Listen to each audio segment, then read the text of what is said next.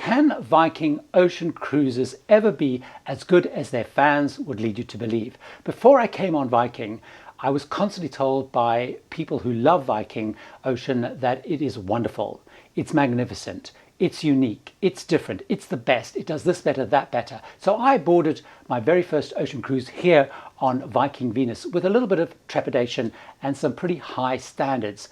What I can tell you, as you'll see during the course of this, it didn't entirely go to plan. I was blindsided by some things, I was surprised by some things, and some things were basically pretty much as I expected. But the thing that really stood out, no one had really warned me about. So stick with me to find out what those things were. If you're new here, I'm Gary Bembridge. Welcome aboard. Welcome aboard Viking Venus.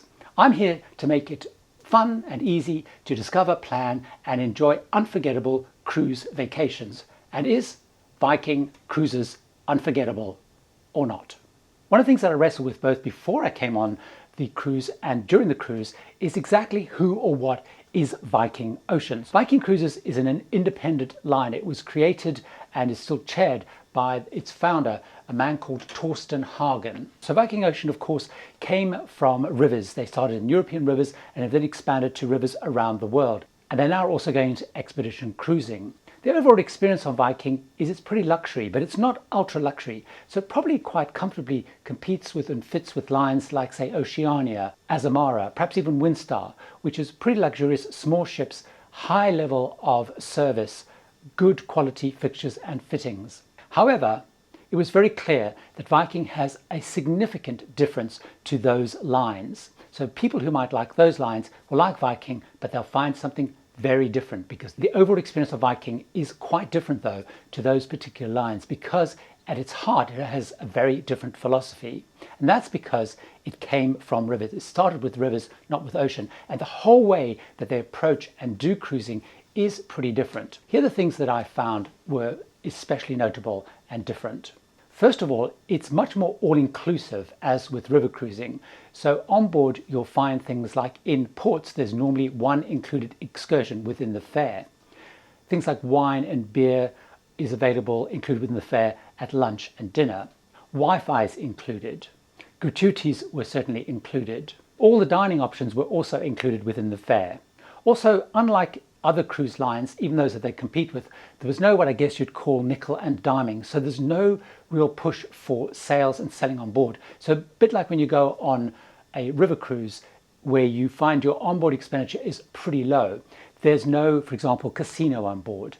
There's no promotions out in the hallways selling inches of gold. There's no art auctions. There's even no photography group, taking pictures and trying to sell you photographs. So there's no kind of add-on sales. In fact, the only things that you will spend extra on will be if you go for a full drinks package, because you want to have drinks, covered drinks at all the bars and venues through the whole cruise. And if you go for any of the additional optional excursions, which will often be relatively expensive because they often include kind of access to very special areas or are restricted to small groups, that kind of thing. But pretty much the fare includes almost everything. So certainly when you look at a Viking cruise, it looks pretty expensive, but really important when you're comparing with those other lines to look at what is included in the overall experience. And that certainly was a big difference, that whole approach coming from river. The other thing which really comes from the river experience is the big focus on the destination. So it's very much around immersing you in the destination. So when it comes to entertainment, which I'll talk about in more detail a little bit later, unlike lines that have come from an ocean experience and are run by people who've come from the ocean world, there's not as much focus on entertainment. Certainly the more glitzy shows, the more production shows, the big emphasis on the kind of the glitzy entertainment. It's a very different approach, as I'll talk about a little bit later, and that's really important if you're considering coming on Viking, that real switch. There is one other really key difference to the lines that Viking competes with, and it's one that I really like, and that's around age. It's an adult-only line, so you have to be over the age of 18 to be able to cruise on Viking Ocean, as is with Viking River as well. So that means it's an adult-only environment, something that I actually really enjoy. So for me, that is definitely a big plus. There is one really big difference, though, that was quite a surprise. It was almost a joke that we made that could influence whether you like or don't like going on a Viking cruise. And that very simply is that every single ship in the fleet is a carbon copy. It is exactly the same. So ultimately they will have, I think by next year, at the time of recording, I think it's 8 of the classic cruise ships in service. They are all exactly the same layout, pretty much the same decor, and carbon copies of each other. So unlike perhaps on other cruise lines, if you go on Oceania, for example, Azamara, whichever cruise line you go, you'll often find that they have different classes of ship, often related to the age of the ships in service. So you can actually go on a cruise line and you need to choose a ship that really coordinates with what you like. You can go on Celebrity and they have a raft of different types of ships. So really important. On Viking, that's not the case. Every ship is the same. It has the same layout, cabins are the same, and the decor is basically the same. So there's a joke that even the crew who move between the ships will almost do a spot the difference, because the differences are fairly limited and minimal. So the good thing, if you like that, is you don't have to worry about having to choose a specific ship, because when you get on board it will be familiar and the same. Whereas if you go on other lines, you have to be really careful about what class of ship. The ships themselves are in the small ship category, so if that appeals to you, which it does to me, that's a real plus. So the ships hold 930 guests in 465 cabins, and that's across 9 decks. There's also a pretty limited range of accommodation types, which also makes it a bit simpler, and I find it certainly simple. So there are 3 veranda grades. So you have a basic veranda, you have a veranda stateroom, you have a deluxe veranda stateroom, and you have a penthouse veranda stateroom. You then have a penthouse junior suite, there's not many of those, and then you have the ultimate suite, which is the Explorer suite, and there's actually kind of 3 different grades based on where they are based on the ship. I decided to splash out for my very first Viking cruise, and on Viking Venus I stayed in an Explorer suite. Also really important, as you probably noticed from that, is that every single cabin has a veranda. There are no ocean view, there are no insides, they all are balcony cabins. That for me is something that really appeals. I like smaller ships, and I also like the fact that you always can have a balcony at least. Again, as you start to compare fares with other cruise lines, it's really important you're comparing balcony with balcony cabin. Because all the ships are the same, the kind of highlight venues are also the same. A couple of things I just want to touch on very briefly that I particularly liked. They have the signature atrium and living room, which is pretty magnificent, with a huge staircase. That's kind of the symbol of all of the Viking ships. The other amazing feature is the Explorer Lounge, which is up on deck 7 and 8. It's across 2 levels, and it's a great place, particularly if you've got sea days, to go and hang out there. It does have a theatre, which is a pretty good size and pretty contemporary. They have a late night venue, which is called Torshaven. Probably one of the most magnificent venues of all is the Winter Garden, which is where they have afternoon tea and some receptions. It has 2 fantastic swimming pools. You have the one which has a rooftop, a retractable rooftop, and again a little bit of the symbol is the infinity pool at the back of the ship, which is also really fantastic to go out and swim in sea days. It also, of course, has a range of dining venues, and I'll come on to that a little bit later because a couple of really important things to note when we get to that. There was, however, something that did divide people when they came on board, although many people came to love it, and that is the decor. It is unmistakably Scandinavian. Those people who were being a little bit harsh kind of called it like going to an IKEA showroom. They felt it was a bit bland, and they missed some of the glitziness that they might have come from other cruise lines, the richness, because this is quite a light, airy Scandinavian look and feel. However, as people spent more time on the cruise, people started noticing there is a lot of depth to it, in that you'll find there's a huge amount of art on board, including, for example, the one here behind me. There's a lot of Scandinavian art, particularly around the ship, and lots of bits and pieces and attention to detail and artwork, which adds to the whole feel. Certainly I like that contemporary feel. I like the lightness of the ship, but it really divided people, but they did come to appreciate, because the quality, I think, of the furnishings did really feel pretty magnificent, I guess, as people would say. So certainly if you're looking for a rich, plush kind of decor, you're not going to find it on Viking. It's much brighter and lighter. Personally, I really like that. One of the things that Viking says in their marketing materials is they call cruising on a Viking cruise a thinking man's cruise.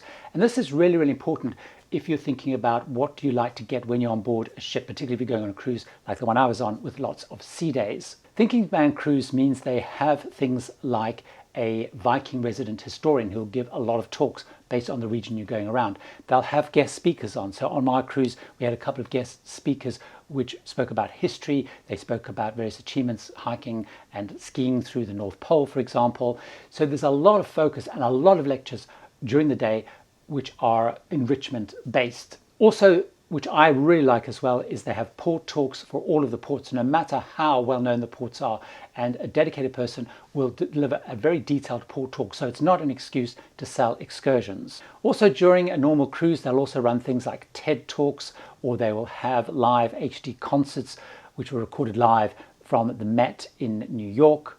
So pretty kind of, I guess you'd say, highbrow. So certainly the entertainment is for a thinking man, as it were. So if you're looking for more song and dance and kick your legs up kind of entertainment, you're less likely to find that on a Viking cruise.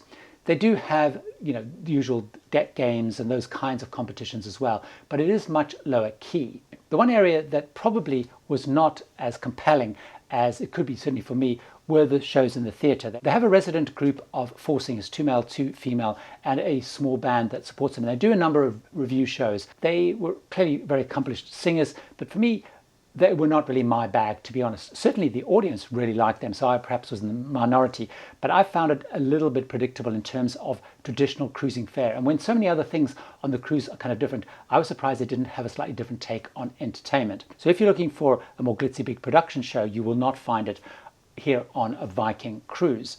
But there again, certainly on the smaller ships, as anyone who's been on the smaller ships will know, that is the kind of format of entertainment that you're going to have. So I probably was not that surprised on the entertainment front. I was, however, surprised by probably the most memorable thing from the cruise of all, certainly in everybody I spoke to, was not something that I expected, because I don't think it's something that Viking pushed particularly hard. And that is around the area of food. Pretty much universally, everybody I spoke to raved about the food. And what I realized, certainly as I started posting pictures and discussing on social media about food, is I had a torrent of people sending me pictures of the food they'd eaten on other Viking cruises. So perhaps I should have known much more that food was really important. Let me talk about your options. As I said, they're all included within the fare.